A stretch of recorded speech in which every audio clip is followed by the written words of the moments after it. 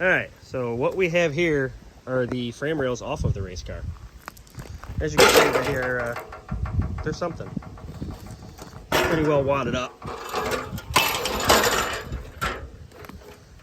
You can see where spot welds were drilled, but it was all punched there, and so Donnie had to cut it and peel it, and it was good to experiment on this one and figure out where all the spot welds were.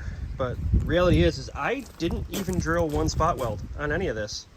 Apparently Donnie was up for the challenge because as of the last YouTube video, my car was on the trailer going to Don's, and I had brought the snub, the donor car back here. I stripped the donor. That was Monday. So by Monday night, I had stripped the donor down and I had drilled maybe 10 pilot holes in spot welds, and that's about as far as I got. And by Monday night, Don had both of these off of the race car. So Tuesday, I had to go back to work. Don messaged me in the morning and said him and Roy were coming up here to my house and they were going to strip the horns off the donor car. And at 3:15 that afternoon on Tuesday, I got a text that I needed to stop at Don's house on my way home. And when I stopped at Don's house, the new horns were zip screwed to the car, measured, aligned, and the new subframe was bolted in.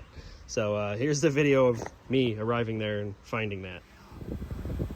Well, Don's gotten way ahead of me here. He's already got the new rails hung on the car. You can see, drilled out a crap ton of spot welds. He said over 50 per side. Some of them were hidden inside that triangle in there. And then one of them was hidden underneath this flap of steel right here. But he already stripped these off the parts car that was at my house. He had the busted up one stripped off yesterday. Got a new subframe in here thanks to Dave Busalt for that. Both frame rails are on. Just gotta tack them in. Gotta thank Roy too. Roy helped. You're welcome. They double teamed it today and got this thing all hung while I was at work. So we're moving forward. We're in good shape now. It's officially saved. So, and this is what we have now. The front end is on the car. As you can see, it is not bent anymore. I got to come through. Don just kind of quick welded some of these spots so that it was good for transport. You can see the zip screws are still in it in a couple of spots here. I got to go through and finish weld all of these spots, stiffen it all back up again. I got to finish weld this core support back in. Andy had already cut this out to take the motor out of that parts car that we used. So I'm going to weld this back in.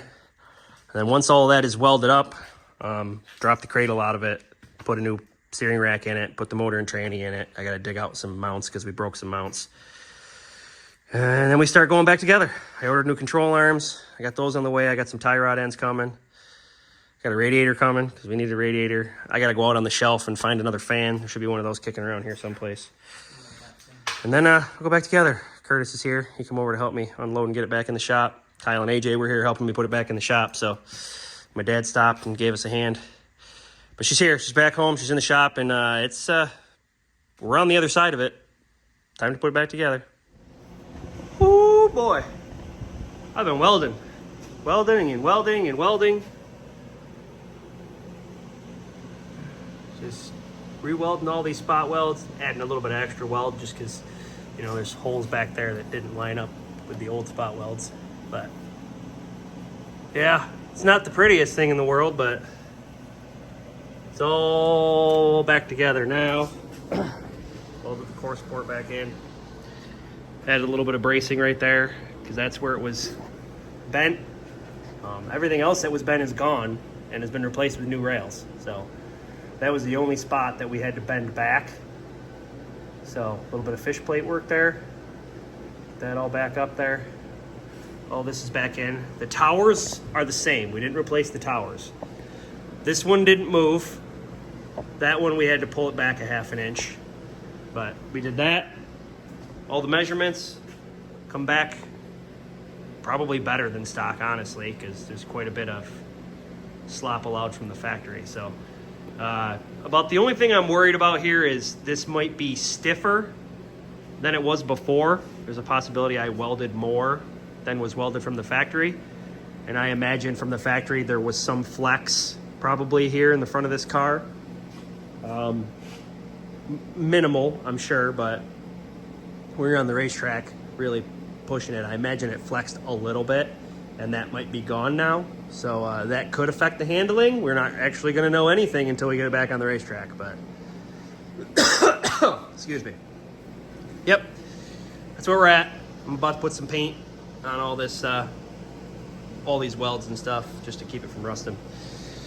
But oh, this shop's a mess. I just burned the shit out of my foot. These are not the shoes for welding. You see that hole right there? It went right between my big toe and the toe next to it. Big old glob of molten metal. Burned the shit out of my foot. That's what I get for not being dressed properly. But that's where we're at. We get some paint on this, and then actually I gotta swap the gas tank out. Oh, I still gotta fix this Nerf bar too. Well, Kurt's gonna be here in a little bit. We're gonna swap the gas tank out because when the rear axle bent, it hit the fill tube and cracked it where it goes into the tank, and it was leaking. So I'm gonna swap the gas tank out when Curtis gets here. Sorry, my sinuses are a mess. And I gotta fix this Nerf bar, and then back up here, get the motor back in the cradle. But we're moving forward. All right, Curtis and I have been going at it all morning here. Motor trans is in the car, put a new steering rack in because that got tore up. About the only thing we've noticed so far is we think we might be a little bit low or forward with these horns from factory.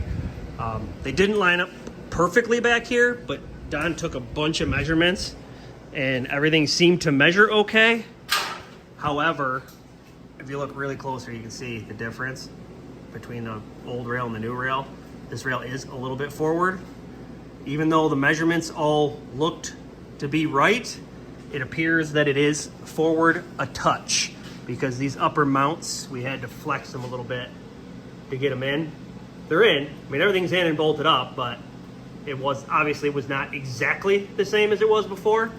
But I mean, it is what it is. That was a hell of a hit. No worse than my car. Right. So we're still moving forward. Don ran to grab a knock sensor because that got tore up in the crash. And I think that's probably about all we need to make it run is a knock sensor and hook up the rest of the wires here. Sorry. Note for you to take. Notice there's no brake fluid dripping out of here. There's a trick to that. If you depress the brake pedal, see I got a rod in here. Ignore the air tank, that fell. But that broom is against my seat and it is pushing the brake pedal in. If you depress the brake pedal and push that puck that's inside the master cylinder in, the brake fluid won't leak out. Or the clutch. Or the clutch. The clutch fluid didn't leak out either. So, trick that Don told me, I didn't know that. I didn't want to unhook stuff and let everything bleed out because these cars can be an absolute nightmare to bleed. But that's how you do it. Yeah, push the brake pedal down, I guess. Things you learn from the elders. All right, let's continue on here. What's up? Currently at the pick and pull. Grabbing some air intakes because SCDRA rules say you have to have a stock style air intake. Yeah, you can use those Spectre Slinky hose things, but I've never gotten them to seal very well. So I'm on the hunt because mine got smashed. This one, I think, is the same exact one that was on my car that got smashed. Pretty sure it's the same one. This one is a little bit different, even smoother their hose. You can see this one here has got a very small amount of slinky here. This one's got some slinky on the end that's rubber, but the rest is smooth. The bore is smooth, and it is a stock intake. So I'm not sure which one I'm going to use. This one's got a hole on it. We're going to have to plug the end of. So I'm going to grab a couple because I'm here. See what they've got here. I'm kind of bouncing around. Both of these came off of G6s, different years. Both 2.4s. So I'm going to dig around here and see what I can find. Booyah! So there we go. I got two of these. You see there's one laying there. That other one that I kind of hoped maybe would work won't work because of this. But if you had a 2.4 in your car and you had this cut out and you had a piece of tubing in here instead, like you replaced this core support with tubing, then that one would probably work. But I don't have enough clearance with the stock core support for that one. But these G6 ones here, these ones work. As you can see, that one laying on the floor, that's what was on my car when we crashed and the front of it got all smashed. So, yep, I got an extra one for myself. Put this nicer one in the car, and that's fixed. Now I gotta fix a coil wire. I got a bad coil wire on number 4, so I gotta fix a coil wire, and then mechanically we are good. We'll do a quick little run video so you believe me, because tomorrow I gotta go get tubing for the bumper, and this is gonna be the end of this week's Build a Kingdom video. So a little success run. See where we're at here.